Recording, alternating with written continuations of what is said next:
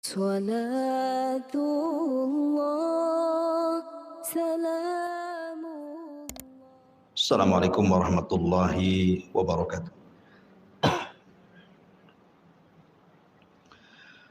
Alhamdulillah, wassalatu wassalamu ala rasulillah wa ala alihi wa sahbihi wa mawalah wa la hawla wa la quwata illa billah wa ba'du.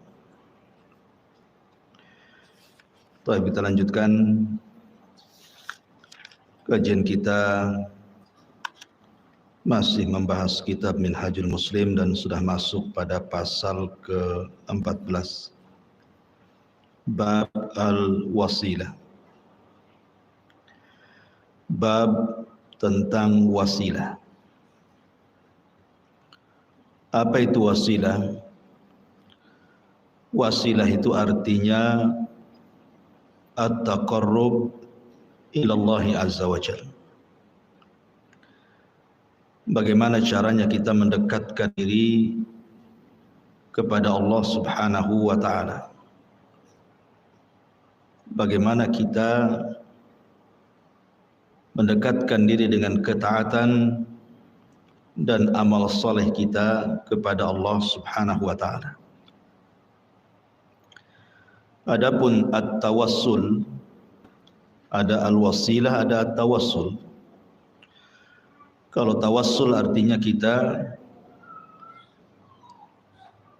mencari seseorang yang bisa mendekatkan kita kepada Allah Subhanahu wa ta'ala. Jadi di sana ada al-wasilah, perantara, ada at-tawassul, jalan yang mendekatkan diri kepada Allah Subhanahu wa ta'ala. Di sini muallif rahimahullahu ta'ala menjelaskan tentang kewajiban seorang muslim. Seorang muslim itu harus beriman kepada Allah Subhanahu wa ta'ala dengan cara memperbanyak amal saleh dan juga perbuatan yang baik yang dicintai Allah Subhanahu wa ta'ala.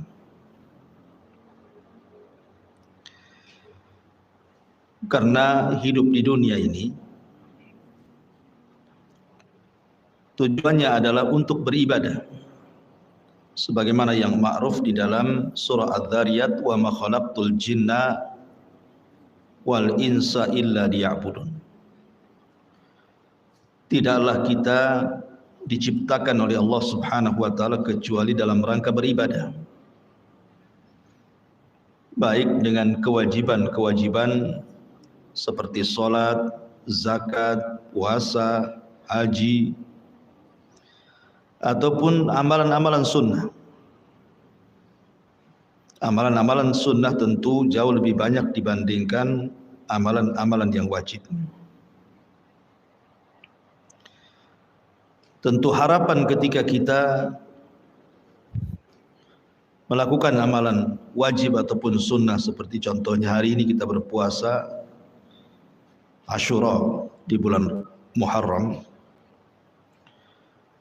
tidak lain dan bukan supaya amal kita itu dinaikkan ke langit dan dipandang oleh Allah Subhanahu wa ta'ala.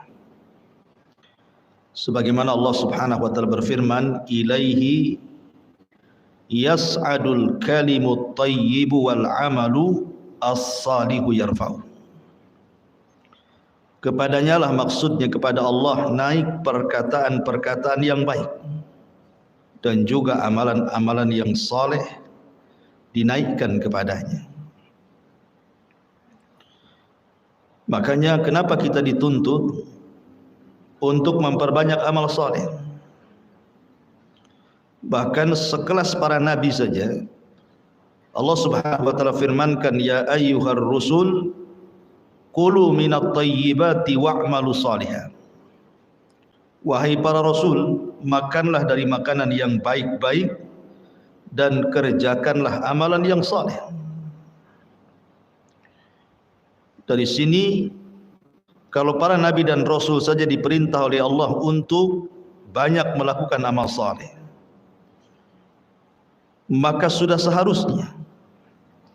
seharusnya kita mengikuti jejak para nabi dan rasul memperbanyak amal saleh.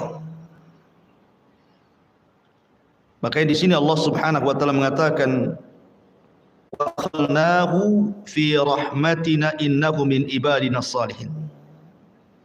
Dan kami masukkan dia ke dalam rahmat kami karena sesungguhnya dia termasuk orang-orang yang saleh. Artinya amal saleh itu penyebab datangnya kasih sayang Allah kepada kita. Dan rahmat itu sangat dihajatkan. Sangat dihajatkan sekali kepada kita, terutama nanti di akhirat. Karena penentuan masuk surga dan tidaknya seseorang itu ditentukan dengan rahmat yang Allah anugerahkan kepada kita. Orang masuk surga itu bukan karena amalan, tetapi karena rahmat, dan datangnya rahmat itu karena amal soleh. Lah di antara faedah amal soleh itu,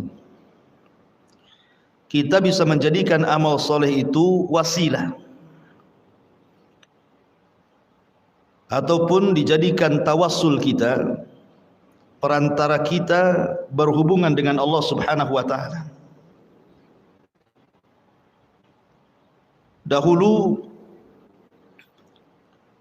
Nabi SAW pernah bercerita, ada 3 orang yang masuk ke dalam gua. Tiba-tiba 3 orang ketika dalam gua itu, pintu guanya tertutup, langsung roboh gitu ya, batu-batunya kemudian menutup pintu gua. Sehingga kemudian 3 orang ini sudah berusaha keluar tapi tidak bisa. Berusaha membuang batu, mendorong batu, tapi apalah daya, mereka tidak punya kekuatan untuk menggeser pintu gua. Akhirnya kemudian sebagian mereka berkata kepada sebagian yang lain, bagaimana kalau kita tawassul saja,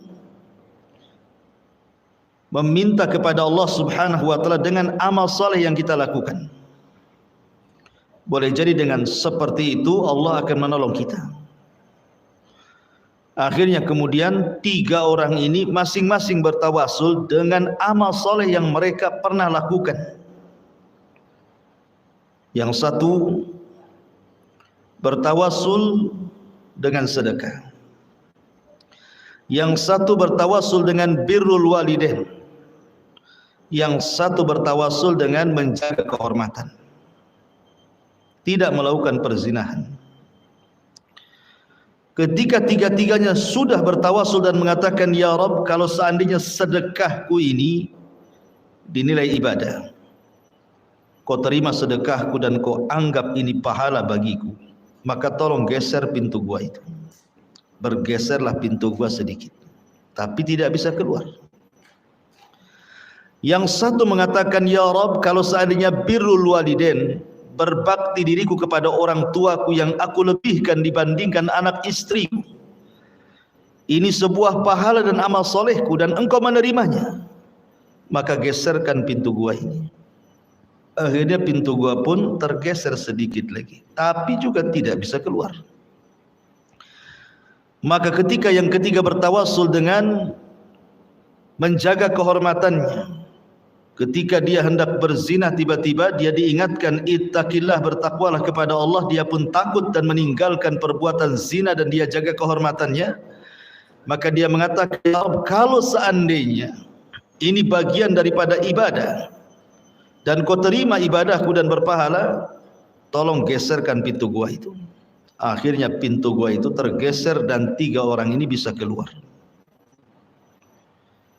Lihat bagaimana kasih sayang Allah Subhanahu wa taala menolong 3 orang ini karena bertawasul dengan amal saleh. Makanya dari sini Nabi SAW mengatakan, la tahkiranna minal ma'rufi syai'an. Jangan remehkan sekecil apapun kebaikanmu. Jangan remehkan. Jangan remehkan sekecil apapun kebaikan.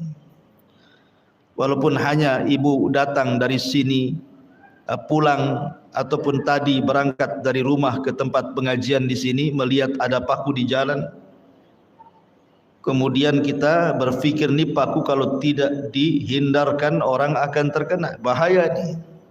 Turun, ambil paku, buang ke pinggir. Itu kan remeh. Tetapi amalan-amalan seperti ini terkadang lebih ikhlas dan lebih diterima oleh Allah Azza wa Jalla, sehingga kita bisa gunakan untuk bertawassul kepada Allah Subhanahu wa taala di saat seseorang itu terkena musibah. Karena Allah mengatakan wa tilkal ayyam nudawiluha bainan nas. Hari-hari itu kan berputar, Bu. Kadang senang, kadang susah. Kadang sakit, kadang sehat. Kadang menangis, kadang tertawa. Kadang berkumpul, kadang berpisah. Begitulah manusia. Ya. Sehingga pada saat-saat kita sedang sulit, pada saat-saat kita sedang sedih, saat-saat kita sedang susah, saat-saat kita dapat musibah, kita gunakan tawasul ini agar Allah Subhanahu wa taala mengangkat musibah dan kesusahan kita. Itulah pentingnya amal soleh dalam bab tawasul ini. Pamannya seandainya ibu sedang sakit, kemudian tidak punya biaya, ini kalau dioperasi sekian, kalau hanya ngonsumsi herbal tak juga kunjung sembuh. Kemudian ibu teringat dengan amalan-amalan soleh yang dulu pernah ibu lakukan. Kira-kira amal soleh yang paling ikhlas yang dulu pernah ibu lakukan apa? Ibu tinggal ngomong kepada Allah Subhanahu wa taala, ya Rabb, dulu saya pernah membantu fakir miskin, membantu anak yatim, dan saya ikhlas karena demi Allah, kalau memang sedekahku kepada fuqara wal masakin, kepada anak-anak yatim itu bagian daripada ibadah dan kau terima dan berpahala, saya lagi sakit ya Rabb, tolong sembuhkan. Kan enak. Wa idza sa'alta fas'alillah wa idza sta'anta fasta'in billah. Kalau minta langsung kepada Allah, kalau minta pertolongan, mintalah pertolongan kepada Allah Subhanahu wa taala. Allah Subhanahu wa taala berfirman di sini, ya ayyuhalladzina amanu ittaqullaha wabtaghu ilaihil wasilah. Wahai orang-orang yang beriman, bertakwalah kepada Allah dan carilah jalan yang bisa mendekatkan diri kepada Allah. Kemudian Allah juga mengatakan ulaikal ladzina yad'una yabtaguna ila rabbihimul wasilah ayyuhum aqrab. Orang-orang yang mereka seru itu, mereka sendiri mencari jalan kepada Rabb mereka, siapa di antara mereka yang akan lebih dekat kepada Allah Subhanahu wa taala. Dari dua ayat ini Allah Subhanahu wa taala mengajarkan kepada kita pentingnya kita mencari wasilah, mencari hal-hal yang bisa mendekatkan diri kepada Allah. Wasilah itu saya katakan at-taqarrub ilallah, mencari jalan untuk mendekatkan diri kepada Allah. Gimana caranya? Karena kelak orang-orang yang sudah meninggal dunia, seandainya ada orang meninggal dunia, lah orang-orang yang di kuburan itu, orang-orang yang sudah meninggal setelah kita, mereka pun sibuk, apalagi kelak pada hari kiamat, mereka pun sibuk mencari wasilah. Siapa di antara mereka yang dekat dengan Allah Subhanahu wa taala? Tapi kan di akhirat bukan yaumul amal, Bu, bukan hari kita beramal, tapi hari akhirat itu yaumul hisab, hari kita dihisab. Sehingga tidak memungkinkan lagi kita ini beramal soleh layaknya di dunia, karena di akhirat sudah tidak ada kewajiban salat, tidak ada kewajiban ini dan itu dari ibadah, sehingga nilai kedekatan seseorang dengan Allah itu ditentukan ketika kedekatan kita di dunia. Ketika di dunia kita dekat dengan Allah, banyak melaksanakan salat, Karena bagaimanapun dunia ini miniatur akhirat. Siapa yang kemudian banyak berdiri di dunia, maka dia tidak akan banyak berdiri di akhirat. Di padang mahsyar itu kan lama berdiri. Berdiri untuk menunggu keputusan Allah Subhanahu wa taala. Tapi kalau dia sudah menggantikan berdiri di akhirat dengan berdiri di dunia, memperbanyak solat sunnah setelah melaksanakan wajib, dan dia terus memburu solat-solat sunnah, solat malamnya, solat witirnya, solat duhanya, solat tahiyatul masjidnya, dan solat-solat yang lainnya, berdiri karena Allah di dunia, maka dia tidak akan banyak berdiri di akhirat. Tapi orang yang jarang berdiri di dunia, maka dia akan lama berdiri di akhirat. Karena harus mempertanggungjawabkan semua yang dilakukan di dunia. Ma'asyiral muslimat, makanya ma'asyiral muslimat yang dimuliakan Allah Azza wa Jalla, makanya di sini pentingnya kita ini mencari wasilah, mencari cara atau jalan yang bisa mendekatkan diri kepada Allah Subhanahu wa taala. Caranya gimana? Bicara tentang tawassul ataupun wasilah, ulama membolehkan 3 perkara yang disepakati berdasarkan pendapat Syekhul Islam Ibn Taimiyah, Al-Imam Ibnul Qayyim, dan para ulama muasirin juga, bahwa ada 3 hal kalau kita bicara tentang at-tawassul dan juga al-wasilah ini. Pertama, kita bisa berwasilah, at-tawassul kepada Allah Subhanahu wa taala dengan al-asma was sifat, dengan nama-nama Allah dan sifat-sifatnya, dengan nama-nama Allah dan sifat-sifatnya. Bertawassul kepada Allah Subhanahu wa taala, kita meminta dengan nama-nama Allah dan sifat-sifatnya kepada Allah Subhanahu wa taala untuk sesuatu yang kita hajatkan. Makanya dalam hadis Nabi SAW, apabila seseorang singgah di sebuah tempat yang menakutkan, supaya tidak diganggu oleh jin yang jahat, apa kata Rasul? Kita disuruh membaca a'udzu bikalimatillahi tammati min syarri ma khalaq. Aku berlindung kepadamu ya Rabb dari kalimat-kalimat yang sempurna, artinya Al-Quran, dan mencakup nama-nama dan sifat bagi Allah Azza wa Jalla di dalamnya. A'udzu bikalimatillahi tammati min syarri ma khalaq. Dari apa? Dari keburukan makhluk yang kau ciptakan. Ya. Jadi ibu kalau sedang berdoa meminta sesuatu kepada Allah, jangan tinggalkan Asmaul Husna, nama-nama yang baik. Pamannya ibu mengatakan as'alukallah bi asma'ikal husna wa sifatikal ula. Aku meminta kepadamu ya Rabb dengan nama-namamu yang indah, dengan sifat-sifatmu yang tinggi. Antar Rahman, Antar Rahim, Engkau zat yang maha penyayang dan pengasih. Wa Antar Razzaq, dan Engkau maha pemberi rizki. Urzuqni, berikan rizkimu kepadaku. Jadi kita bertawassul dengan nama-nama Allah, meminta kepada Allah Subhanahu wa taala dan sifat-sifatnya.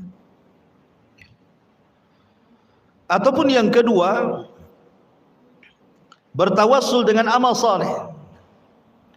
Bertawassul dengan amal-amal saleh, baik berupa kecintaan kita kepada Allah atau kecintaan kita kepada Rasul sallallahu alaihi wasallam, sebagaimana Allah berfirman, "Qul in kuntum tuhibbunallaha fattabi'uni yuhibbukumullah wa yaghfir lakum dzunubakum." Katakan ya Muhammad, jika kamu benar-benar mencintai Allah, maka ikutilah aku. Niscaya Allah mengasihi dan mengampuni dosa-dosa. Jadi cara mendekatkan diri kepada Allah, cara mencintai Allah Subhanahu wa taala dengan cara apa? Mengikuti syariat Nabi-Nya, mengikuti ajaran Nabi-Nya, meneladani sunnah-sunnahnya, berusaha untuk memperjuangkan sunnahnya. Karena itu jalan tawassul yang paling cepat. menuju Allah Subhanahu wa taala dengan mengikuti sunnah Nabi sallallahu alaihi wasallam. Dan tentang masalah amal saleh, tawassul dengan amal saleh tadi saya sudah berikan contohnya. Orang-orang yang terjerembab di dalam gua, akhirnya Allah keluarkan karena tawassul mereka dengan amal saleh. Atau yang ketiga, tawassul dengan doa orang-orang saleh. Apakah orang-orang saleh ini ahlul bait? Maksudnya dari keluarga Nabi sallallahu alaihi wasallam, turunan Nabi sallallahu alaihi wasallam. Kita datang kepada mereka, kita minta doanya. Atau orang-orang saleh ini selain daripada keluarga Rasul, tidak ada masalah. Karena Nabi sallallahu alaihi wasallam sudah mencontohkan itu kepada kita.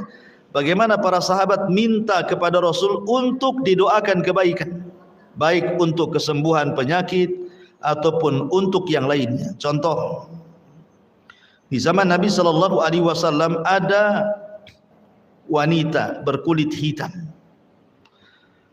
punya penyakit ayan. Kalau seandainya dia datang tuh penyakitnya, Bu, terkadang tidak sadar, kemudian guling-guling, terkadang tersingkap auratnya. Maka dia datang kepada Nabi sallallahu alaihi wasallam, ya Rasulullah, inni usra wa inni atakasyaf.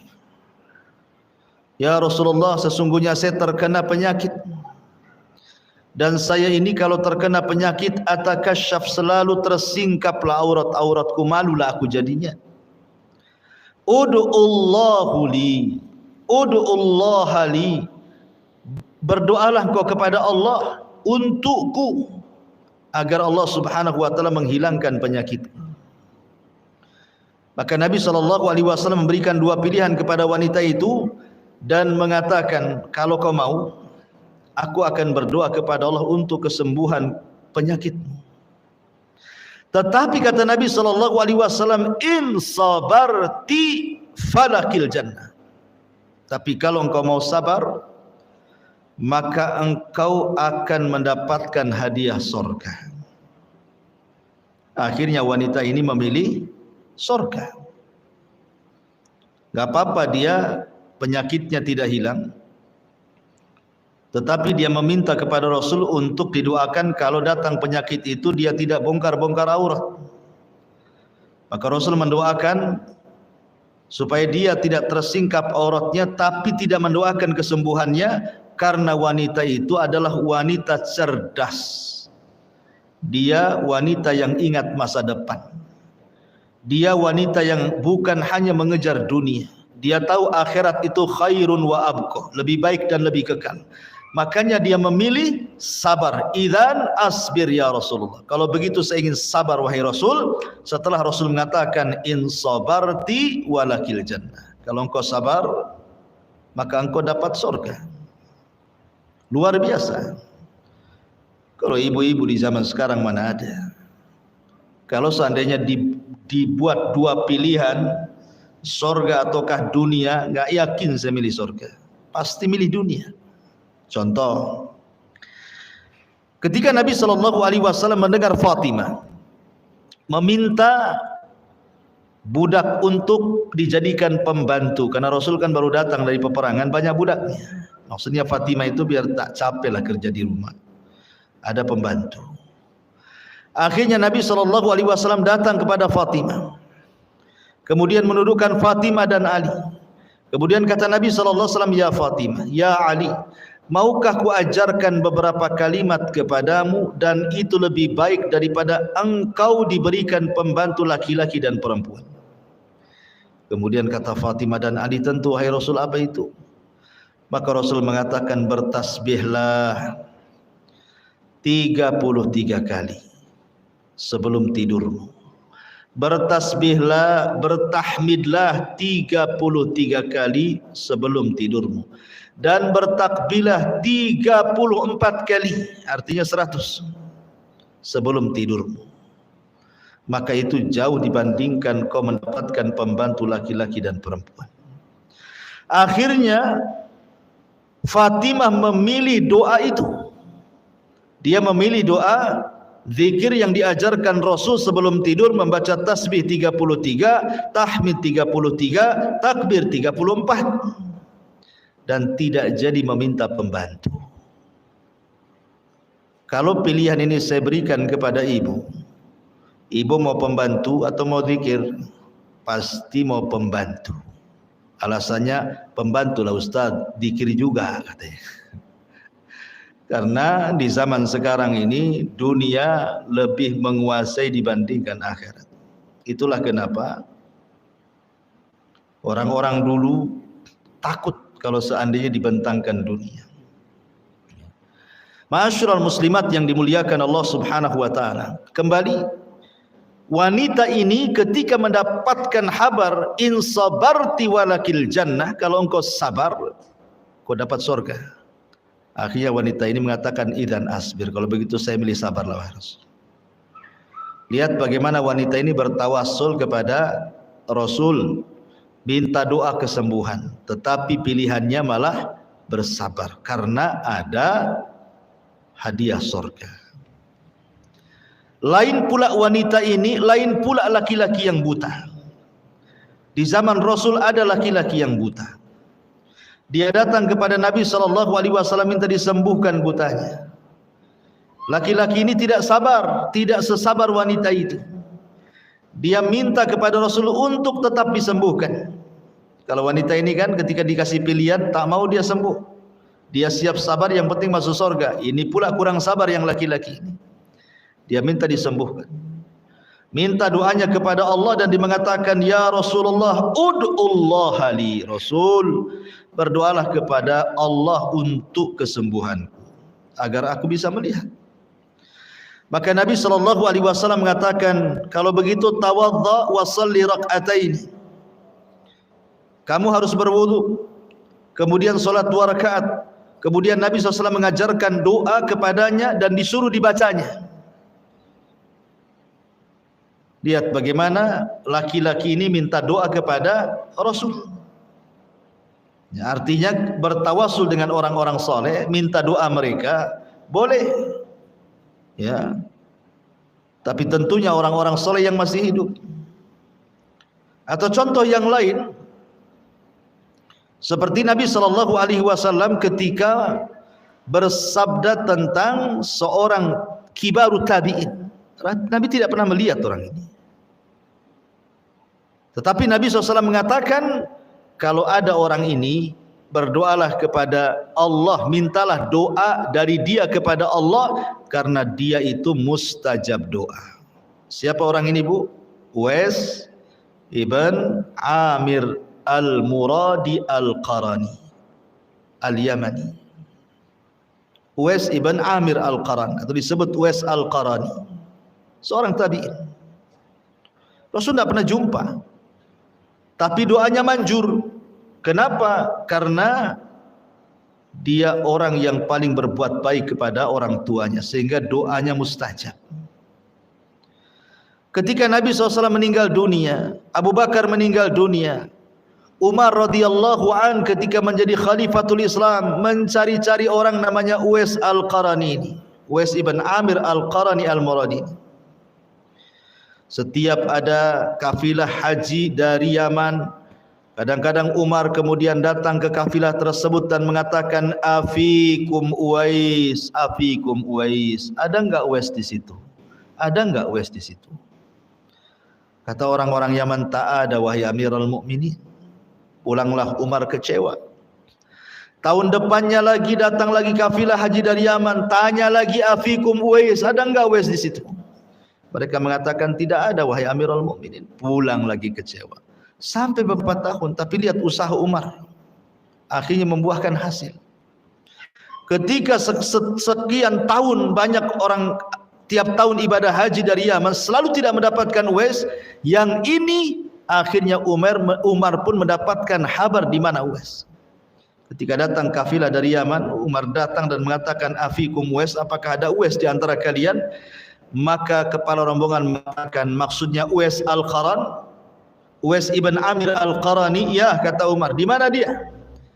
Dia mengatakan, sungguhnya Uwais berangkat dengan kami dalam kondisi susah, tidak ada uang, tapi dia nekat haji bersama kami. Sehingga dia harus bekerja dulu. Dia sedang bekerja ngerawat kambingnya orang ini dan itu. Kau bisa temui di sana. Akhirnya Umar pun mengajak Ali radhiyallahu an mencari Uwais Al-Qarani. Rupanya sedang menggembala kambingnya orang Arab untuk mengambil upah dan melanjutkan hajinya. Tiba-tiba kemudian pas datang Uwais sedang sholat. Tetapi Umar terus memandang orang itu dan dicocokkan dengan ciri yang disabdakan Rasul kepadanya. Setelah yakin itu Uwais, dan setelah sholat kemudian Umar menyamperi dan mengatakan, apakah anta Uwais? Ya, saya Uwais. Apakah engkau dari Murad? Ya, saya dari Murad. Apakah engkau dari Qaran? Ya, dari Qaran. Apakah engkau dulu punya penyakit sopak, kemudian disembuhkan oleh Allah dan sekarang tinggal sebesar dirham? Dia mengatakan iya. Kemudian diberitahu tandanya. Subhanallah, kata Umar, engkau adalah orang yang disabdakan Nabi SAW. Akhirnya Umar pun meminta doa kepada Uwais. Uwais kaget. Bagaimanapun secara kemuliaan, siapalah kibarut tabi'in dengan sahabat, apalagi dengan Umar bin Khattab, orang terbaik kedua setelah Abu Bakar. Di hadapan Nabi SAW tiba-tiba meminta doa, kan tersanjung banget gitu. Tapi setelah Umar memastikan bahwa ini adalah anjuran Rasul, disuruh mencari kamu dan meminta doa, akhirnya Uwais pun dengan sedang segan-segan hati dia pun mendoakan Umar bin Khattab dengan catatan jangan memberitahu siapa.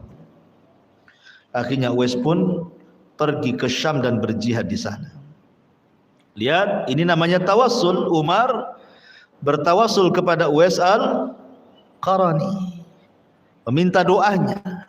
Padahal Uwais Al-Qarani tidak lebih mulia dibandingkan Umar. Tapi karena satu sisi ada pada diri Uwais yang tidak ada pada Umar bin Khattab, berbuat baiknya kepada orang tua luar biasa, itulah yang menjadikan mustajab doa. Atau contoh yang lain. Ketika Madinah mengalami paceklik hebat, tidak ada hujan, paceklik luar biasa. Sampai-sampai kemudian tanah gersing, belah, pecah, rumput pun tidak tumbuh, hewan-hewan pun kelaparan hampir mati, manusia pun sama. Akhirnya Umar bin Khattab mendatangi Abbas ibn Abdul Muttalib, disuruh untuk memimpin salat istisqa, meminta agar Abbas berdoa kepada Allah Azza wa Jalla.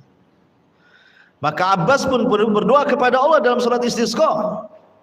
Karena Umar tahu Abbas ini bagian ahli bait, keluarga Nabi SAW, pamannya. Akhirnya kemudian Abbas pun menengadahkan tangan ke langit, kemudian berdoa minta hujan, dan hujan pun turun. Lihat, maka boleh tawasul itu dengan nama-nama Allah dan sifat-sifatnya, atau tawassul dengan amal soleh, ataupun tawassul dengan orang soleh yang masih hidup, baik dari kalangan ahlul bait ataupun bukan dari kalangan ahlul bait. Dan di sini muallif rahimahullahu taala menjelaskan seperti umpamanya Allah berfirman dalam surah Al-A'raf, kata muallif dalam 180 ayat 180, walillahil asmaul husna fad'uuhu biha wa dharul ladzina yulhiduna fi asma'ihi sayuzzauna ma kanu ya'malun. Hanya milik Allah lah asmaul husna, nama-nama Allah yang indah, maka mohonlah kepadanya dengan nama-nama tersebut. Artinya boleh bertawasul dengan menyebut nama-nama Allah dan sifat-sifat Allah Subhanahu wa taala. Termasuk juga bertawasul dengan amal saleh yang sudah saya jelaskan, ataupun bertawasul dengan orang-orang saleh yang masih hidup. Kita minta doa mereka, kita minta supaya mereka mau mendoakan kita, seperti kasusnya Umar datang kepada Abbas, Umar datang kepada Uwais ibn Qaran gitu ya. Atau kasusnya ketika seseorang wanita yang tadi saya katakan kena ayan kemudian minta disembuhkan kepada Rasul, atau seorang laki-laki yang buta yang ingin disembuhkan di hadapan Rasul. Itu maksudnya Rasul mencontohkan boleh kita datang kepada orang soleh, kepada orang yang berilmu, kemudian meminta doa mereka. Karena Allah Subhanahu wa taala itu suka dengan kita. Suka dengan kita. Kalau kita beramal saleh, maka Allah Subhanahu wa taala akan jauh lebih dekat lagi kepada kita. Kalau ibu beramal saleh umpamanya satu jengkal atau satu jengkal, maka Allah akan datang menyambut amal saleh kita satu hasta. Kalau kita datang kepada Allah dengan amal saleh kita umpamanya satu hasta, maka Allah Subhanahu wa taala akan mendekati kita satu depak lebih panjang lagi. Dan kalau kita datang dengan amal soleh kepada Allah dengan cara berjalan, maka Allah akan menyambut amal soleh kita dengan cara berlari. Dan itu disabdakan oleh Allah dalam sebuah hadis qudsi. Allah Subhanahu wa taala berfirman, "Wa in taqarraba minni shibran taqarrabtu ilaihi dira'an. Wa in taqarraba ilayya dira'an taqarrabtu minhu ba'an. Wa in atani yamshi ataituhu harwalatan." Dan sekiranya ia mendekatkan diri kepadaku sejengkal, maka aku dekat kepadanya sehasta. Kalau dia dekat kepadaku sehasta, aku akan dekat kepadanya sedepak. Kalau seandainya dia datang sambil berjalan, ku datangi dia sambil lari. Lihat bagaimana rahimnya Allah Subhanahu wa taala kepada kita, dan bagaimana cintanya Allah kepada kita ketika kita beramal soleh. Ya, karena amal soleh itu yang sunnah saja menyebabkan kecintaan Allah kepada kita, apalagi wajib. Wa ma taqarraba ilayya 'abdi bi syai'in ahabbu ilayya mimma aftaradtuhu alaihi wa la yazalu 'abdi yataqarrabu ilayya bin nawafil hatta uhibbahu. Tidaklah hambaku mendekatkan diri kepadaku dengan sesuatu yang lebih aku sukai daripada mendekatkan diri dengan melaksanakan apa yang diwajibkan. Dan hambaku senantiasa taqarrub, mendekatkan diri, berwasilah kepadaku dengan amal-amal sunnah, sehingga aku makin cinta dengan dia. Jadi kalau seandainya ibu ini sukalah melaksanakan amal sunnah setelah yang wajib tentunya ya. Kalau sholat mungkin suka duha, suka sholat malam, suka witir, suka sunnah wudu dan begitu seterusnya. Atau puasa ya puasa sunnah, atau mungkin sedekah dan begitu seterusnya. Maka sebagai imbalannya ibu akan dicintai Allah. Dan kalau Allah Subhanahu wa taala sudah cinta dengan ibu, apa yang terjadi? Nadahu Jibril, maka Allah akan panggil Jibril. Kemudian Allah Subhanahu wa taala akan katakan kepada Jibril, "Ya Jibril, inni uhibbu fulanan fahibbah." Jibril, aku suka lo dengan si anu itu, maka kau harus suka juga dengan dia. Maka Jibril langsung berteriak di hadapan semua para malaikat yang ada di langit dan mengatakan, "Ya malaikat Allah, innallaha yuhibbu fulanan fahibbuhu." Wahai malaikat-malaikat Allah, Allah sukalah dengan si ibu itu, maka kalian harus suka dengan si ibu itu. Lihat, luar biasa. Ya, jadi kalau bisa terus kita mencari kecintaan, memancing agar Allah cinta kepada kita dengan memperbanyak amal wajib, memperbanyak amal sunnah dan begitu seterusnya. Ma'asyiral muslimat yang dimuliakan Allah Subhanahu wa taala. Kalau ibu baca dalam Minhajul Muslim, kitab yang kita baca ini, di situ ada dalil-dalil tentang apa yang saya jelaskan, bahwa amal soleh itu yang dibolehkan yang sudah jelas ada dengan nama-nama Allah, dan itu tercantum di beberapa ayat dan hadis.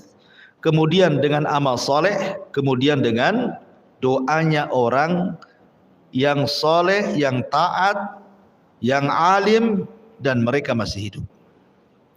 Adapun kemudian bertawasul dengan orang yang sudah meninggal, ini menjadi ranah khilaf para ulama.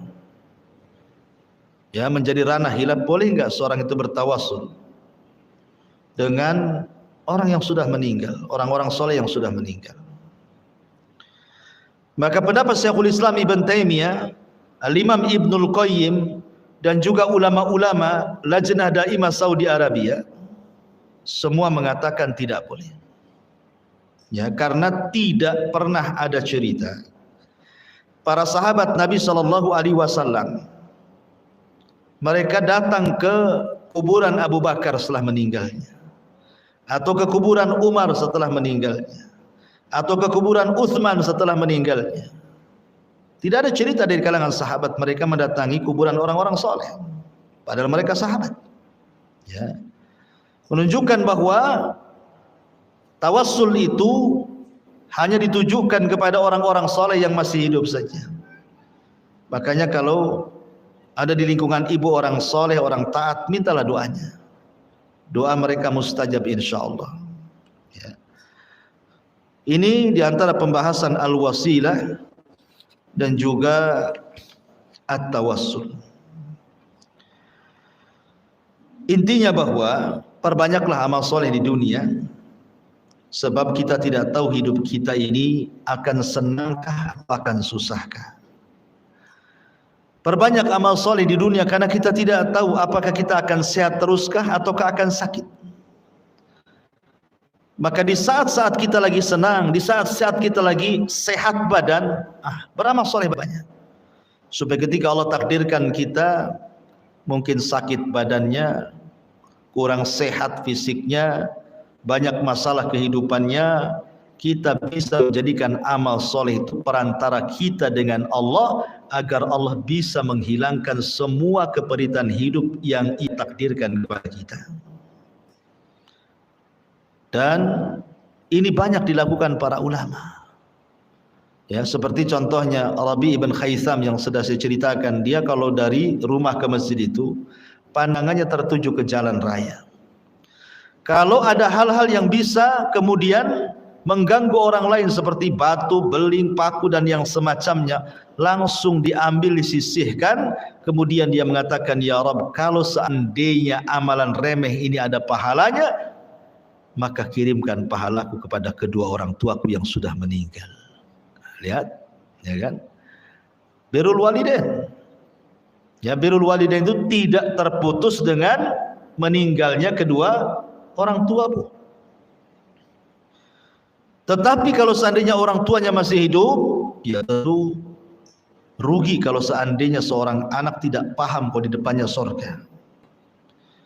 Tapi kalau Allah Subhanahu wa ta'ala takdirkan dia sudah meninggal, bukan berarti terputus birrul walidain dengan mereka, tidak. Bahkan semata-mata ibu kemudian ingat orang tua yang sudah meninggal, teringat dosanya orang tua dulu. Kenapa dulu orang tua tak sholat? Kenapa orang tua saya tidak sedekah padahal kaya? Kenapa orang tua saya tidak haji padahal sanggup? Teringat tuh orang tuanya. Kemudian dia mengatakan, ya Allah, ampuni doa orang tua saya, Allah. Mungkin itu kesalahan mereka waktu di dunia. Hanya sebata-bata mengenang seperti itu saja, itu sudah awal. Ibu sedang berbuat baik kepada orang tua saat kematiannya. Karena ada anak yang gak peduli dengan orang tuanya, sudah mati lah. Biarin saja, dia sudah mati kok. Kita ini hidup, mikir kita aja yang masih hidup katanya. Dan ada orang yang seperti itu. Ya, jangan seperti itu. Maka dia Rabi ibn Khaitham, dia sekecil apapun amal saleh, imatatul adza anit tariq, berusaha untuk membuang hal-hal yang memadaratkan manusia di jalan, dilakukannya. Digunakan untuk tawassul bagi dia dengan Allah agar orang tuanya diluaskan kuburnya, orang tuanya diampuni dosanya, dan begitu seterusnya.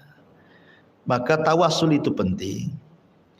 Makanya di akhirat ketika manusia berkumpul di padang mahsyar, orang-orang bingung mau kemana. Allah pun belum muncul untuk memutuskan perkaranya. Akhirnya mereka bertawassul dengan para nabi. Mereka datang kepada Adam, ya Adam antal abul bashar, ya Adam anta abul bashar, engkau itu bapak manusia. Ishfa' lana ila rabbik, ala tara ila ma nahnu fihi. Mintalah syafaat kepada Rabbmu ya Adam. Tidak kau iba melihat kami semua, lihat anak turunan, kepanasan, kepayahan, lelah, matahari didekatkan, keringat di mana-mana. Tidakkah kau iba melihat kami? Tapi Adam mengatakan, nafsi nafsi, uruslah diri kalian, uruslah diri kalian. Pergilah kalian ke Nuh, pergilah mereka ke Nuh.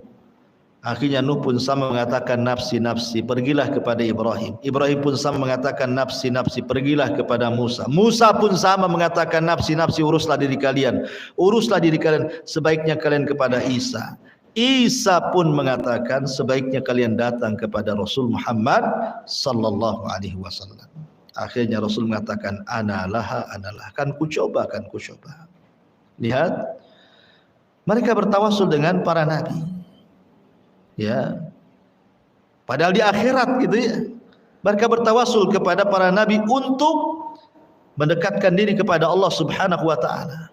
Makanya tawasul itu di dunia dan di akhirat. Dan orang-orang yang dipermudah oleh Allah hisabnya, karena mereka banyak ketika di dunia yang betul-betul mencari wasilah. Bagaimana caranya dia dekat dengan Allah Subhanahu wa taala. Tetapi kalau seandainya kemudian wasilahnya dengan perkara-perkara yang dilarang, maka tidak boleh. Karena ada wasilah masyru' yang disyariatkan, ada wasilah yang tidak masyru' dan tidak disyariatkan. Wallahu alam, ibu bisa baca sendiri dalilnya. Semua ayat-ayat yang dicantumkan pengarang ini berkaitan dengan bolehnya berwasilah dengan nama-nama dan amalan soleh serta doanya orang-orang soleh yang masih hidup. Wallahu alam, silakan kita buat tanya jawab di sini.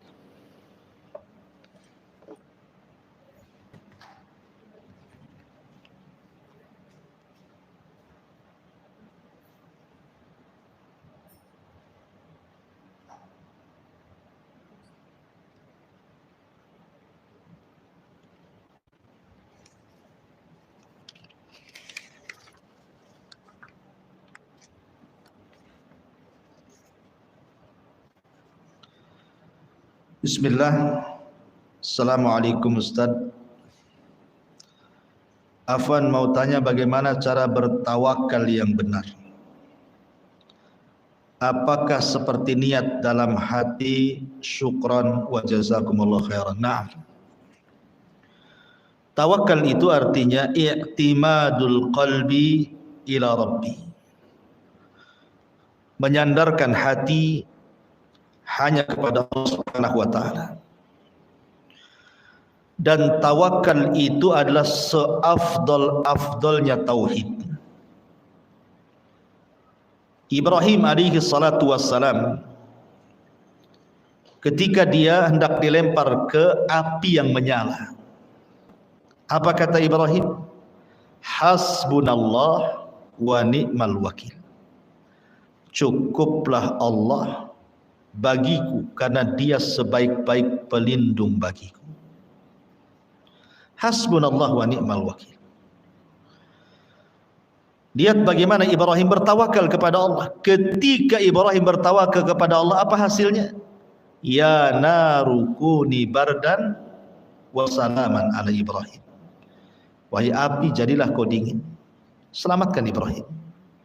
Lihat buah tawakal. Datang keselamatan kepada Ibrahim. Ketika para sahabat Nabi sallallahu alaihi wasallam kalah dalam perang Uhud, kemudian mereka pulang ke Madinah, tiba-tiba ada kabar hoax yang sampai kepada Rasul dan para sahabatnya bahwa musuh akan datang dengan pasukan yang sangat besar. Kemudian Nabi sallallahu alaihi wasallam mengajarkan kepada para sahabat, hasbunallah wa ni'mal wakil. Cukuplah Allah karena dia sebaik-baik pelindung. Wallahu khairun hafidha. Dialah Allah sebaik-baik penjaga dan pelindung. Tawakal itu adalah sifatnya para nabi. Tawakal itu sifatnya para muwahhidin ahli tauhid. Makanya Nabi SAW mengatakan, "Lau antum tatawakkaluna 'ala Allah haqqa tawakkuli, la ruziktum kama yurzaqut tayr, yaghdu himasan wa taruhu bitana." Kalau sekiranya kalian betul-betul tawakal kepada Allah Subhanahu wa taala dengan sungguh-sungguh tawakal, kata Rasul, tentu kalian akan diberikan rizki seperti Allah memberikan rizki kepada burung, di mana keluar dalam posisi lapar, pulang pula sudah kenyang. Masalahnya terkadang tawakal burung beda pula dengan tawakal kita. Burung anaknya ada yang 2, ada yang 3, ada yang 5, ya Bu, tergantunglah. Kalau kita kan jarang orang lahiran kembar itu, rata-rata 1, nanti tahun depan 1 lagi kan itu yang kerap. Lihat burung itu tidak peduli dia, main keluar saja ngikut instingnya dia. Keluar lapar, pulang pula dah kenyang, dia bisa ngasih makan anak-anaknya. Siapa yang mengarahkan burung? Allah. Manusia punya akal, burung tidak punya akal. Kalau seandainya kemudian kepala kita diganti kepala burung, gila lah kita, tak ada akal. Harusnya yang berakal itu lebih pandai untuk tawakal dibandingkan burung yang tidak berakal, yang hanya mengandalkan insting. Karena di hadapan kita itu rizki Allah itu terbentang seluas-luasnya dan selebar-lebarnya. Kalau kita lihat ke laut, di situ banyak ikan dengan segala jenisnya, tinggal mancing. Dan di laut itu ikan itu tidak ada yang punya. Bukan berarti kalau mancing dapat ikan tiba-tiba ada tulisan Abu Humairah, ini punya ikan Abu Humairah nih, lepas lagi, ya nggak ada. Semua ikan milik Allah, tinggal ambil saja. Ke sungai juga sama, ya. Ke hutan belantara juga sama. Jadi sebenarnya manusia itu harus lebih tawakal dibandingkan binatang. Karena manusia itu dibekali akal. Coba pikir ya, bayi yang dijanin itu, cemana dia cara cari makannya? Tidak, Allah Subhanahu wa taala buat darah haid menjadi asupan dia. Ketika dia brojol pun belum bisa cari kerja, cemana cari makannya? Diinstingkan dia menetai ibunya dan sudah disediakan makannya. Artinya Allah tidak menyia-nyiakan manusia. Dalam kondisi tidak bisa apapun tetap ada rizkinya. Makanya Nabi SAW bersabda, seseorang itu tidak mungkin diwafatkan kecuali disempurnakan rizkinya. Seorang tidak akan diwafatkan kecuali disempurnakan rizkinya. Jadi tawakal itu penting. Tetapi ingat, tawakal itu tidak cukup dalam amalan hati saja. Ada yang disebut dengan akhdu bil asbab namanya, ya, mencari sebab. Ibu kemudian di mihrab, di musola khusus di rumah gitu ya, berdoa terus, ya Allah berikan rizki kepadaku, sini masih ngontrak, tolonglah berikan rizki agar aku bisa beli tanah, agar aku bisa beli rumah, agar tidak ngontrak terus, kan itu ya doanya itu. Tawakal itu bagus tuh, karena menyandarkan diri kepada Allah kan, ya. Tapi tidak bergerak-gerak. Suaminya nganggur dibiarkan saja, suaminya tidur dibiarkan saja. Harusnya kan dioyak-oyak, bang saya sudah berdoa kepada Allah, pergilah sana kerja, kan itu ya. Mudah-mudahan sebab doa ini pekerjaan abang menjadi mudah dan bisa terkabulkan rencana kita. Kan harus begitu. Ada sebab, ada doa. Ya. Jadi semua itu ada akhdhu bil asbab, dan itu Rasul contohkan ketika Isra Mi'raj. Tawakal saja tidak cukup. Padahal kalau Rasul mau ketika peristiwa hijrah itu seperti peristiwa Isra Mi'raj kan, naik buraq dari Masjidil Haram ke Masjidil Aqsa. Buatlah kayak gitu, Rasul naik buraq dari Masjid Haram ke Madinah. Gak mungkin dikejar-kejar sama musuh. Sementara dia sampai Madinah. Tapi Allah tidak buat seperti itu, supaya mengajarkan umatnya bahwa dalam tawakal itu ada asbab, ada akhdhu bil asbab, mencari sebab.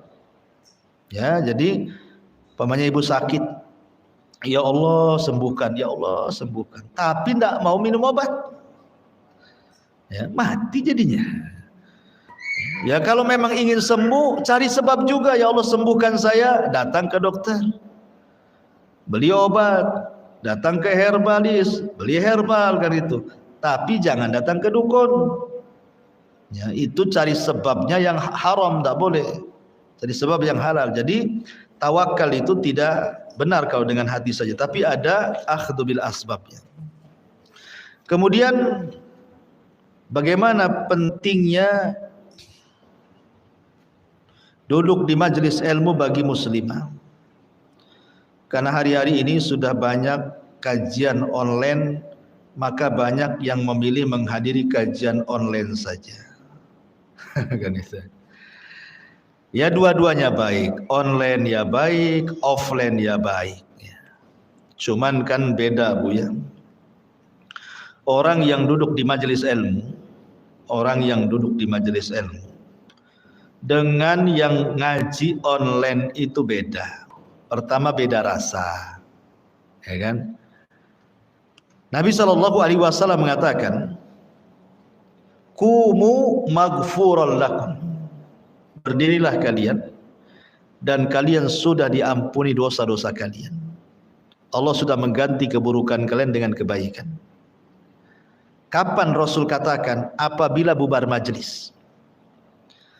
Jadi kalau Nabi SAW sudah buat majelis, kemudian selesai ngaji nih, apa kata Rasul? Qumu maghfuran lakum. Bubar kalian, kalian sudah diampuni dosa-dosa kalian. Subhanallah. Hanya semata-mata duduk di majelis ta'lim, hanya semata-mata duduk di majelis ta'lim, lihat kesudahannya. Setelah ibu ngaji seperti ini, pulang dosa diampuni loh. Apa ini didapat lewat kajian online? Enggak. Karena orang yang ngaji online itu rata-rata tidak beradab. Tidak ada adabnya. Adab thalabul ilminya tidak ada kan. Coba Bu ya di rumah, ibu tengok kajian saya lagi ngaji, enak aja sambil minum cincau, sambil makan jengkol, sambil rebahan, itu kan. Dikeraskan suaranya sambil mandi, lah ini gimana kan? Coba, nggak bisa. Nanti ada mamanya datang dari depan gitu ya, COD gitu kan, COD dulu dilayan daripada ngaji, banyak masalah ya. Karena ngaji itu Bu, bukan bicara soal kecerdasan, bukan ibu duduk dapat ilmu pulang, bukan semata-mata itu. Tetapi dalam belajar itu ada sesuatu yang jauh lebih dibandingkan kecerdasan, bahkan 2/3 ilmu yang kita cari di majelis taklim itu adalah bukan hanya kecerdasan. Kecerdasan itu hanya 1/3 saja, tapi yang ibu cari itu 2/3. Apa itu? Adab. Adab. Makanya ibunya Imam Malik mengatakan kepada Imam Malik, "Na ta'allam al-adaba qabla al-ilmi." Belajar adab ya nak sebelum ilmu. Karena barokahnya ilmu itu karena mengambil dengan adab. Kalau ngaji online terus nggak ada adabnya selamanya. Bahkan yang ada su'ul adab, jelek adabnya. Kenapa? Karena tidak menghargai ilmu kan. Kecuali kalau seandainya suaminya melarang, tidak boleh ngaji, cukuplah di rumah, mengingat anaknya banyak, terbengkalai, ini, itu, macam-macam cerita, tentulah kita lebih mendahulukan suami. Dah di rumah saja, ngajilah online sama Abu Merah. Atau umpamanya ke tempat pengajiannya itu membahayakan, jauh, bahaya, perlu mahram, ini itu, banyak rintangan, gangguan, ya sudah online saja. Dan itu ya. Tapi kalau seandainya jaraknya dekat, bisa ditempuh dalam beberapa menit dan detik, artinya tidak membuat marah suami, dapat izin suami, tidak terbengkalai pekerjaan rumah tangga dengan ngaji kan hanya sejam, paling lama 1,5 jam gitu ya. Maka tentu hadir di majelis ta'lim tentu lebih baik kan itu, karena menang adab, menang ilmu. Jangan sampai orang cerdas tidak punya adab, kata Syekhul Islam Ibn Taimiyah. Jangan sampai orang itu utu zakaan walam yu'tu zakaan, diberi cerdas tapi tidak diberikan kejernihan hati alias akhlak. Kecuali kalau mamanya jauh kayak ini yang nonton ini di YouTube ini kan, ada dari Bandung, ada dari Lombok ini, ada dari Balikpapan, dari macam-macam. Tak mungkin lah naik pesawat ke sini lah, bukan? Karena jauh. Ya orang-orang dekat sini, kompleks sini saja nggak ngaji, kenapa kan itu ya? Kalau tidak ada halangan. Karena hadir di majelis taklim itu banyak faedahnya. Sekali lagi banyak faedahnya. Kalau mau dirinci itu dibuat kajian lagi lebih lama. Kemudian pertanyaan selanjutnya, jika kita pernah menggunakan sebuah amal, sebuah wasilah, apakah nanti di akhirat ibadah tersebut tetap dihitung? Tetap dihitung. Ya. Tetap jadi amal soleh kita. Walaupun kita sudah gunakan untuk wasilah di dunia, tetap amal soleh itu akan dicatat dan akan dibalas dan akan dihisab. Al jaza'u min jinsil amal, balasan itu sesuai dengan amalannya. Bolehkah membatasi diri bagi seorang muslimah dalam menuntut ilmu keluar rumah dalam rangka menuntut ilmu dibatasi 1-2 kali saja dalam sepekan? Tidak ada masalah. Ya, tidak ada masalah, karena bagaimanapun namanya kalau sudah berumah tangga mungkin sibuk, harus ngurus anak-anak, ngurus suami, ngurus rumah, gitu ya kan. Banyak perkara lah, ya. Tetapi jangan tinggalkan majelis taklim, karena sudah lihat kan Bu, umahat yang lama tidak duduk di majelis taklim, ya, yang hanya sibuk kemudian mereka duduk di depan HP, handphone, WhatsApp grup, Instagram, TikTok, apalagi sebutin satu-satu ya. Itu lihat akhlaknya akan berbeda jauh. Akan berbeda jauh. Sama-sama thalabul ilmi padahal. Tapi akhlaknya nggak bagus gitu ya. Kenapa demikian ya? Karena sekali lagi dia tidak mendapatkan adab dalam menuntut ilmu. Sehingga dalam kesehariannya pun mempengaruhi itu. Padahal terkadang dia lebih cerdas, ya kan? Terkadang mungkin majelis ilmu itu mungkin yang mengajarkan ya ustaz-ustaz biasa lah dibandingkan ustaz-ustaz di YouTube yang sudah kibar-kibar namanya ya. Tapi dari segi akhlak, dan karena menuntut ilmu itu juga kita mencari adab dan akhlak, bukan hanya ilmu saja. Itu yang kita butuhkan sebenarnya. Ilmu itu mencerdaskan dan merubah akhlak. Karena di majelis taklim itu ketemu kawan jadi silaturahim, ya kan, senyum jadi sedekah gitu ya. Salaman dengan kawannya tergugurkan dosa-dosanya. Kemudian duduk, malaikat di atas kepala ngepak-ngepak sambil mengatakan, ya Allah ampuni orang itu, ya Allah ampuni orang ini. Pulang kata Rasulku, maghfurun lakum, berdiri kau sudah diampun dosanya. Apalagi coba, itu duduk di majelis taklim tuh. Seperti itu. Karena apa?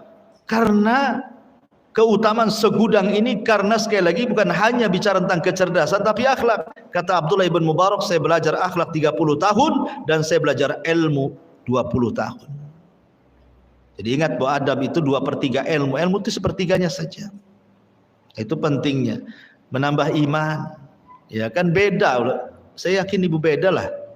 Karena saya sendiri kan setiap hari saya itu wajib mendengarkan YouTube. Saya itu mewajibkan mendengarkan YouTube.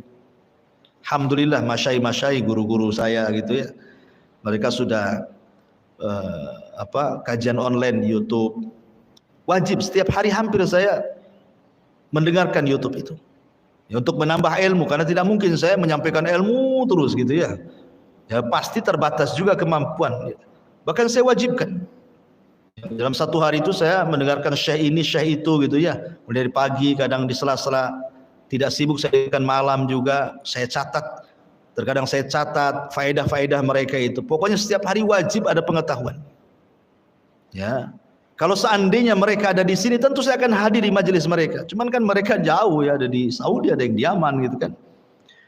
Ya, tapi alhamdulillah sampai kepada kita. Sebenarnya media-media YouTube dan yang semacamnya itu bisa untuk wasilah menuntut ilmu, tetapi jangan tinggalkan majelis ta'lim. Ya, majelis ta'lim, karena di zaman sekarang yang bisa membentengi diri kita ya belajar di majelis ta'lim atau di rumah gitu ya. Wallahu a'lam. Ya tapi kan hukumnya kan bukan seperti sholat waktu. Semua pengajian ikut ya Anda. Ya kan ada prioritas, ada aulawiyat namanya ya. Kalau di rumah memang ibu lagi dibutuhkan anak-anak dan suami bertepatan dengan jam ngaji, jangan ngaji. Dahulukan anak-anak dan suami itu lebih wajib. Suami udah kerja, anak-anak udah sekolah, ngapain ya di rumah? Hadir, kan apa susahnya? Selama kemudian menjaga perjalanan dari rumah ke majelis taklim, menjaga aurat, ya, tidak menggunakan parfum, tidak memfitnah dan begitu seterusnya lah. Jadi itu ibu udah paham lah tentang adab-adab keluar wanita itu. Wallahu a'lam. Taib, kalau tidak ada kita tutup. Mudah-mudahan